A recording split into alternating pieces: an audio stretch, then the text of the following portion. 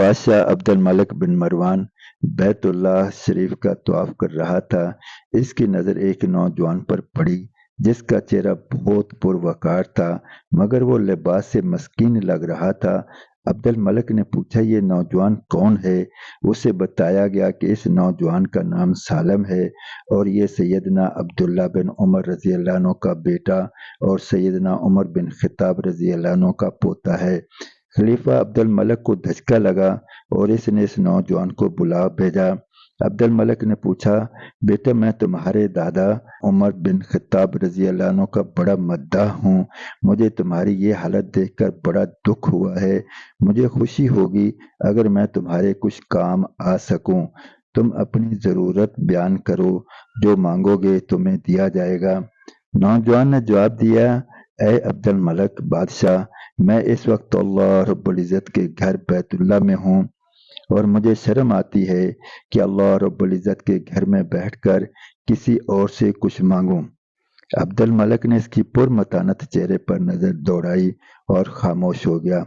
بادشاہ نے اپنے غلام سے کہا کہ یہ نوجوان جیسے ہی عبادت سے فارغ ہو کر بیت اللہ سے باہر آئے اسے میرے پاس لے کر آنا۔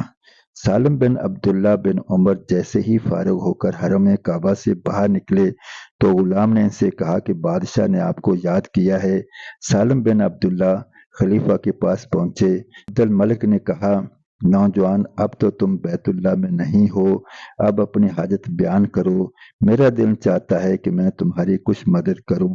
سالم بن عبداللہ رضی اللہ عنہ نے کہا اے بادشاہ آپ میری کون سی ضرورت پوری کر سکتے ہیں، دنیاوی یا آخرت کی؟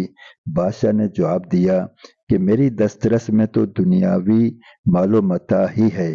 سالم بن عبداللہ نے جواب دیا امیر المومنین دنیا تو میں نے کبھی رب تعالیٰ جل شانہ سے بھی نہیں مانگی جو اس دنیا کا مالک کل ہے، آپ سے کیا مانگوں؟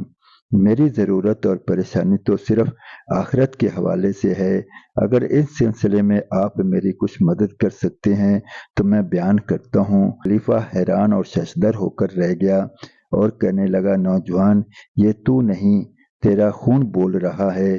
بادشاہ عبد الملک کو حیران اور ششدر چھوڑ کر سالم بن عبداللہ رحمۃ اللہ علیہ وہاں سے نکلے اور حرم کعبہ سے ملحقہ گلی میں داخل ہوئے اور نظروں سے اوجھل ہو گئے۔